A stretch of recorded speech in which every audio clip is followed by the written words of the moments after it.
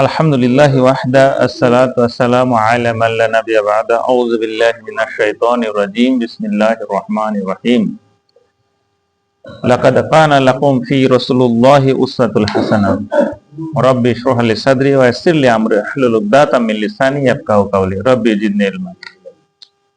শ্রদ্ধেয় এই সভার সঞ্চালক, উপস্থিত সম্মুখ উপবিষ্ট বয়োজ্যেষ্ঠ বয়োকনিষ্ঠ সকলকে আমার অন্তরের অন্তঃস্থল থেকে আন্তরিক ভালোবাসা, শুভেচ্ছা, শ্রদ্ধা।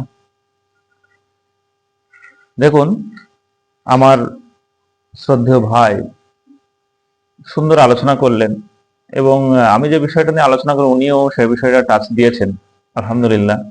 আমি গুটি কয়েক কথা বলবো একটা বিষয়ের উপর, সেটা হচ্ছে ইসলামের সবচেয়ে বুনিয়াদী বিষয়। সেটা হচ্ছে কি, যে লা ইলাহা ইল্লাল্লাহ, এইটা পড়ে যে আমরা আল্লাহর যে একত্ব তৌহিদের সাক্ষী দিচ্ছি, সেইটার অ্যাকচুয়ালি অর্থটা কি সেটাই আমি বোঝানোর চেষ্টা করব ইনশাআল্লাহ, আমার তৌফিক ইল্লা বিল্লাহ। দেখুন ভাই, যে লা ইলাহা ইল্লাল্লাহ, যে আমরা জানি যে এর অর্থ হচ্ছে আল্লাহ ছাড়া কোনো সত্য কোনো মাবুদ নাই, কোনো ইলা নাই, তাই তো? তো এখন দেখেন, ইলা কাকে বলে? ইলা হচ্ছে তাকেই বলা হয় যার ইবাদত করা হয়। আর আল্লাহর ইবাদত আমরা কেন করব? কারণ আল্লাহ হচ্ছে সত্য ইলা, ঠিক আছে? সেই জন্য এখন দেখেন, আল্লাহর যে ইবাদত করা হয় সেই জন্য আল্লাহকে বলা হচ্ছে ইলা। তো এখন এই আল্লাহর যে ইবাদত করা হয়, এখন ইবাদতটা কেমন করব, কেমন ভাবে করব, সেটা একটা প্রশ্ন। তো আল্লাহ ইবাদতের একমাত্র ইবাদতের যোগ্য সত্য ইলা আমরা সব বললাম, কিন্তু এই ইবাদতটা করব কেমন করে?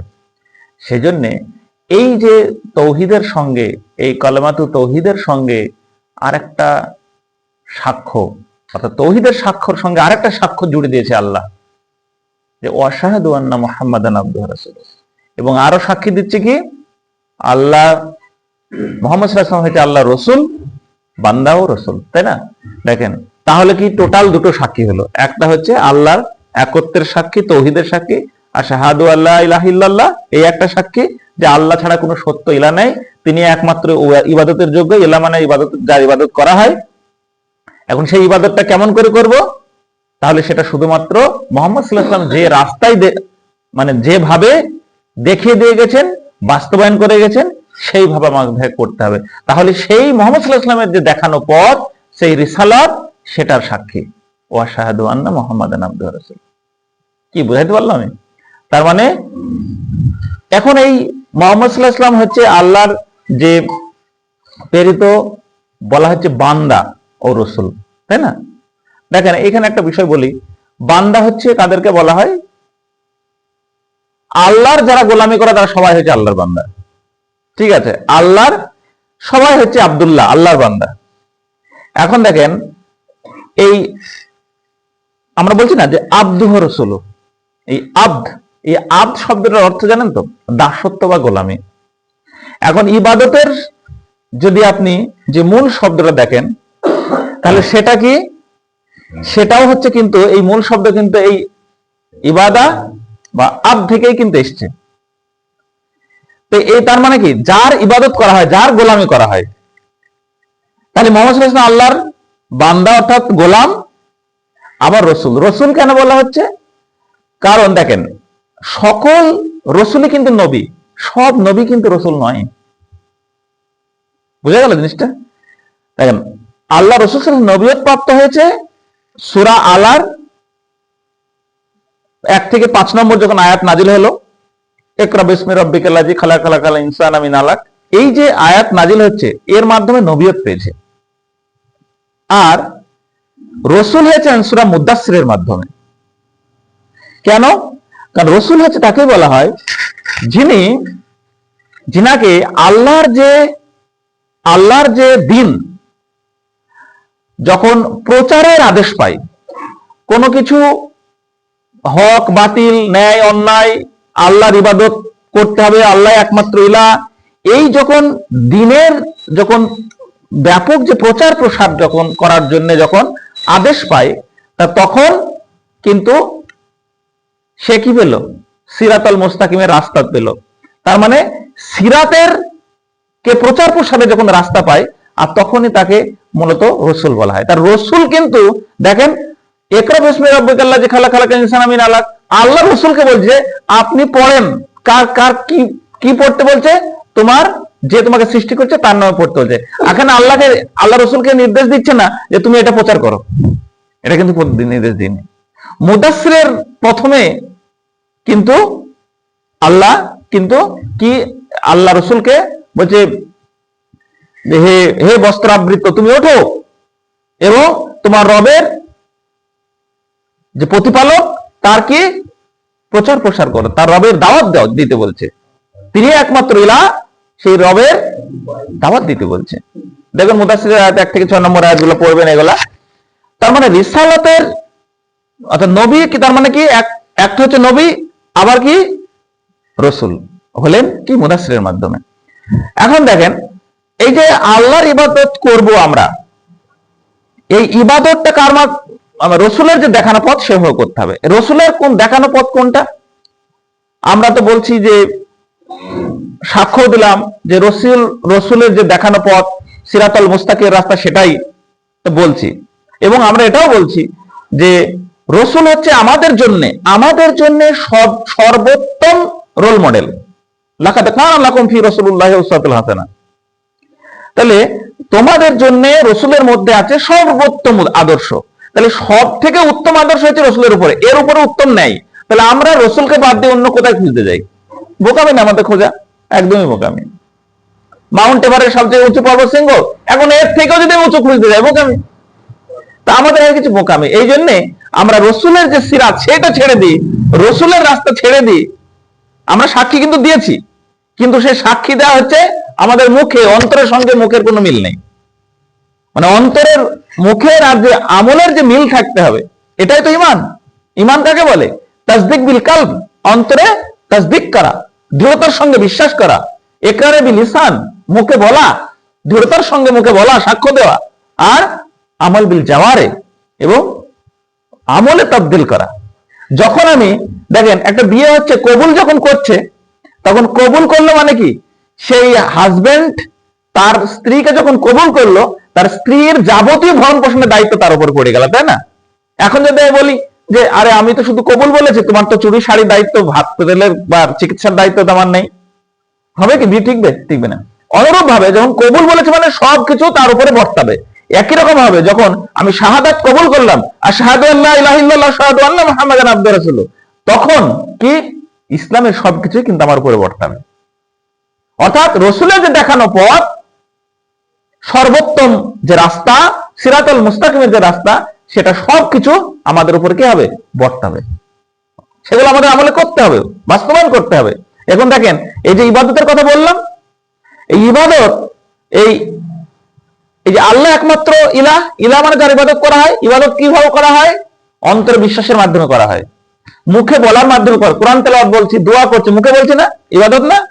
আবার অন্তরে আল্লাহকে ভয় করি, আল্লাহর প্রতি ভালোবাসা, রসুলের প্রতি ভালোবাসা, ইমানদারদের প্রতি ভালোবাসা, এগুলোও তো ইমানের অংশ, তাই না? তাহলে কারণ অন্তরের বিষয়, আবার মুখে বলা। আবার দেখেন আমরা এই যে অঙ্গি ভঙ্গি করছি, এই যে নামাজে যেসব আমরা হাত উত্তোলন করি বা বসছি, উঠছি, সেজদা করছি, এগুলো অঙ্গ প্রত্যঙ্গের মাধ্যমে কি কর্ম করছি, আমল করছি। আবার দেখেন দান খয়রাত করছি, তাই না? টাকা পয়সা খরচা করছি। তাহলে এগুলো হচ্ছে কি, কারো হয়তো বোঝা তুলে দিলাম, তাহলে এগুলো তো কি কর্ম, তাই না? মানে ইবাদত 3 ভাবে হয়। আর এই জন্য ইলাহ শব্দ কিন্তু এখানে যুক্ত করা হয়েছে। লা ইলাহ অর্থাৎ 3 রকম ভাবেই হবে। তার মানে আমাদেরকে এই যে দ্বীন ইসলাম, এটা অন্তরে বিশ্বাস করতে হবে, মুখে বলতে হবে দৃঢ়তার সঙ্গে, আবার হচ্ছে কি আমলও করতে হবে, বাস্তবায়নও করতে হবে। আমরা দেখেন কোরআন তেলাওয়াত করি, কোরআন তেলাওয়াতের কিন্তু দাবি চারটে দাবি।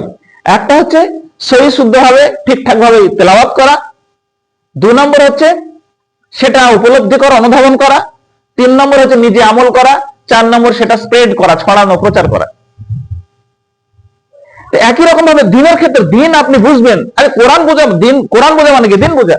আর দিন বোঝা মানে কি? কোরআন বোঝা, হাদিস বোঝা, তাই না?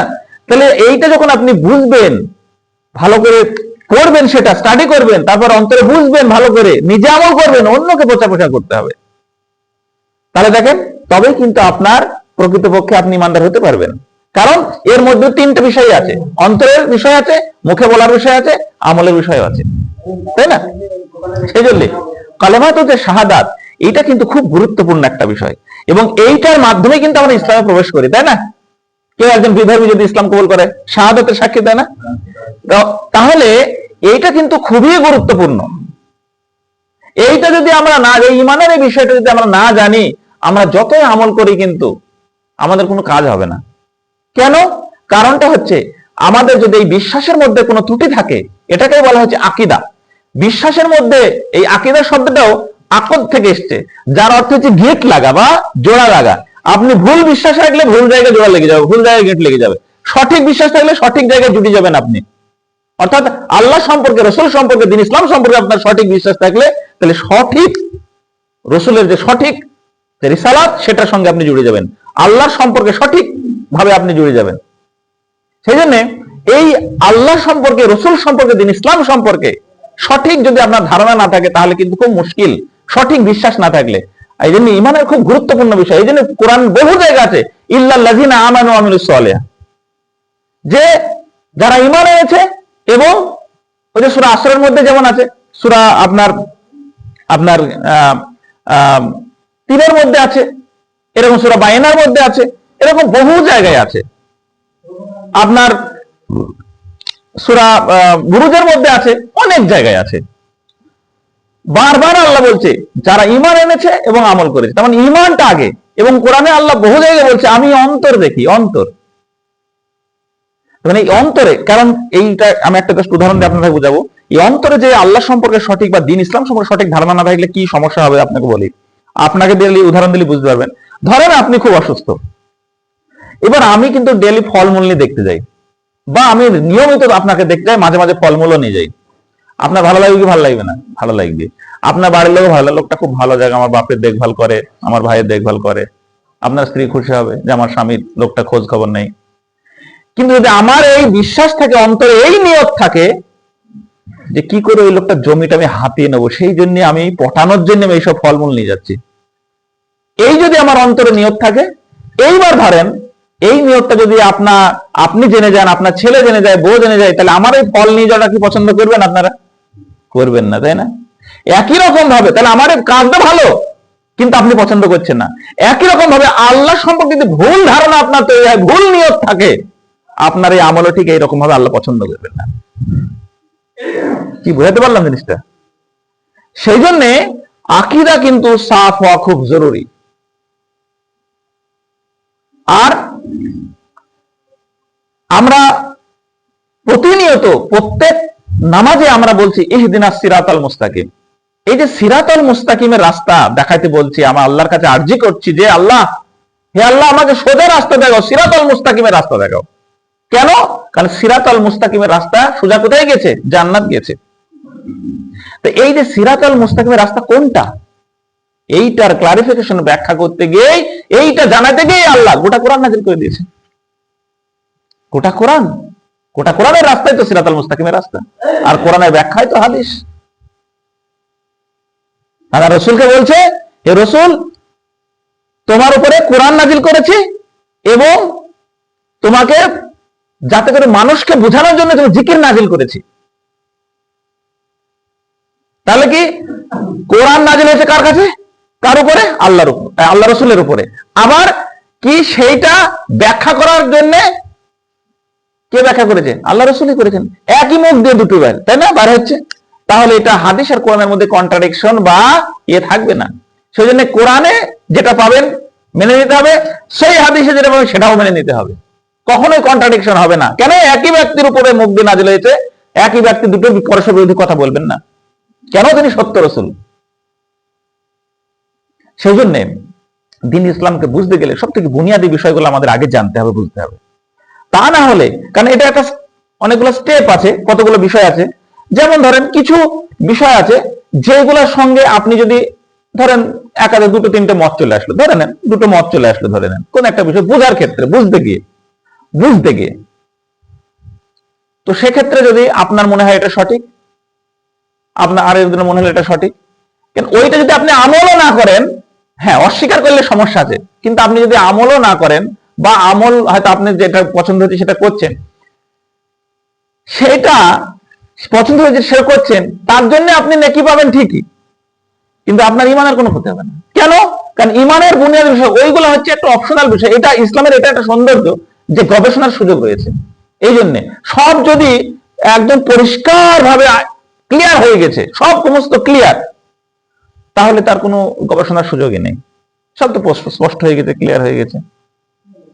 তো সে যাই হোক, এই বিষয়গুলো আমি নিয়ে আলোচনা করতে চাচ্ছি না।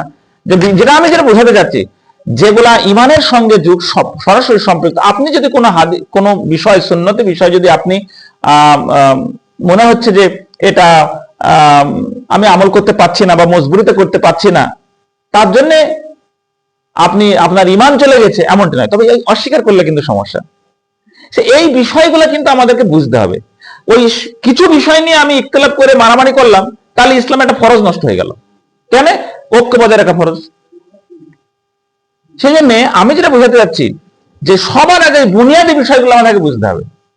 বুনিয়াদী বিষয়গুলো আজকে গোটা বিশ্বে, আর যখনই আমরা ইখতিলাফ করব, যখনই আমরা এই মারামারি কাটাকাটি করব ছোট ছোট বিষয় নিয়ে, তখনই কি সুযোগ কে পাবে? ইসরায়েল সুযোগ পাবে, মায়ানমারে ওরা সুযোগ পাবে, বৌদ্ধরা সুযোগ পাবে, তাই না? খ্রিস্টানরা সুযোগ পাবে, তাদের আরো ভালো হবে।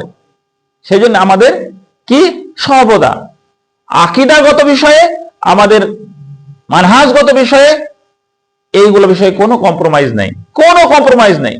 কারণ এই আকীদা আপনার যদি ঠিক থাকে, আপনার অন্যান্য ছোটখাটো যদি ত্রুটি বিচ্যুতি হয়, তা আপনার আল্লাহ ইনশাআল্লাহ গুনাহ মাফ করবে। কারণ আল্লাহ নিজেই বলেছে, যদি আসমান জমিন পরিমাণ গুনাহ নিয়ে আমার উপর হাজির হও, আর তার ভিতরে শিরিক না থাকলে, কুফরি না থাকলে, শিরিক না থাকলে কি হবে? আমি ততটা পরিমাণ রহমত নিয়ে হাজির হব। আর সেটা তখনই আমরা পাবো যখন প্রকৃতপক্ষে ওই যে মা বাপকে বলছে ভালোবাসি, মা বাবার একটা কথাও শুনি না, তাহলে ভালোবাসা হবে না। আমরা বলছি রসুল আমাদের জন্য আদর্শ, সর্বোত্তম রোল মডেল, আল্লাহ ছাড়া কোনো সত্য ইলা নেই, অথচ আল্লাহর যে ইবাদত, সেই ইবাদতের ধারের কাছে তো আমরা নেই, এবং রসুলের কথা আমরা শুনছি না একটাও। আর রসুলের কথা শুনছি না মানে আল্লাহর কথাই শুনছি না। কেন? রসুল যেটা বলেছে মানে জানতে হবে সেটা আল্লাহই বলেছে। কেন? রসুল নবুয়ত পাওয়ার পর থেকে রসুল নিজে মুখে কোনো কিছুই বলেননি, যা ওহী প্রাপ্ত হয়েছেন তাই বলেছেন। সেই জন্য আর কোরআনে অনেক জায়গায় বলেছে ইল্লাল্লাযিনা আমানু ওয়া আমিলুস সলিহাত, যে ইমানের কথা বলছে, যে তো যারা ঈমান এনেছে এবং সৎ আমল করেছে। আবার দেখেন বহু জায়গায় আতিউল্লাহ আতিউর রাসূল, আল্লাহকে মানা, আল্লাহ রাসূলকে মানা, বহু জায়গায় বলেছে। আবার দেখেন কুল ইন কুনতুম তুহিব্বুনাল্লাহ ফাত্তাবিউনি ইউহিব্বুকুমুল্লাহ ইয়াগফির লাকুম যুনুবাকুম আল্লাহু গফুরুর রহিম, যে তোমরা যদি আল্লাহকে ভালোবাসতে চাও রাসূলকে ভালোবাসো। কারণ রসুলকে ভালো না বেশে, রসুলের ইত্তেবা না করে, রসুলের যে কর্ম, রসুলের যে আমল, সেই অনুযায়ী যদি আমরা না করি, তাহলে আমরা ওই যে লা ইলাহ এটাও হবে না, আর পরের শাহাদাতটাও হবে না। কেন? আমরা যে আল্লাহর ইবাদত করবো কাকে দেখে? রসুলকে দেখে। তা রসুলের ইত্তেবা না করলে তো হবে না তাহলে ইবাদত। সেই জন্য রসুলের আনুগত্য করতে হবে, রসুলের যে দেখানো রাস্তা, সেই দেখানো রাস্তা যদি করি, আমরা মেনে চলি, তাহলে কি হবে? প্রকৃতপক্ষে আল্লাহকে ভালোবাসা হবে। ওই জন্য বলছে, বলো যে কুল ইন কুনতুম তুহিব্বুনা আল্লাহ, তোমরা যদি আল্লাহকে ভালোবাসতে চাও, ফাত্তাবিউনি ইউহিব্বুকুমুল্লাহ ইয়াগফির লাকুম যুনুবাকুম আল্লাহু গফুরুর রহিম, তাহলে তোমরা আমার রসুলকে ভালোবাসো, রসুলের অনুসরণ করো, রসুলের ইত্তেবা করো, তাহলে আমাকে ভালোবাসা হবে, তাহলে আমার ক্ষমা পাবে, কেননা আমি গফুরুর রহিম। সেই জন্য রসুলের আনুগত্য করতে হবে। এই জন্য কালেমাতু শাহাদাতটা অ্যাকচুয়ালি অনেক ডিপলি মিনিং। এই যে আল্লাহ ছাড়া কোনো সত্য ইলা নাই, আল্লাহ যে ইলা, কেমন ইলা? সত্য ইলা। এবং আল্লাহর এই যে আল্লাহ যে একক বলছি আমরা, আল্লাহ একমাত্র, আল্লাহর এককত্বের সাক্ষী দিচ্ছি আমরা। এইখানে আল্লাহর শুধুমাত্র যে সংখ্যায় এক এমনটি নয়, গুণেও এক, বৈশিষ্ট্য এক, ক্ষমতা এক, তার সঙ্গে কোনো শরিক নেই।